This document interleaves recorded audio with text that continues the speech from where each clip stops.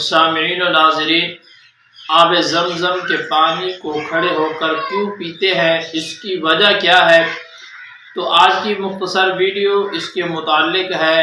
توجہ کے ساتھ سماعت فرمائیے کہ حضور نبی کریم صلی اللہ علیہ وسلم نے اس پانی کو کھڑے ہو کر نوش فرمایا۔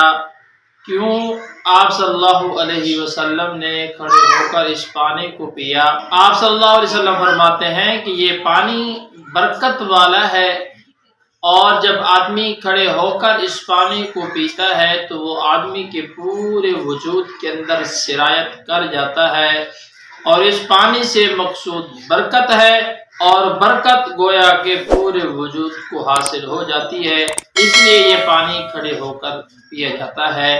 اور آب زمزم کا پانی کھڑے ہو کر پینا یہ سنت ہے۔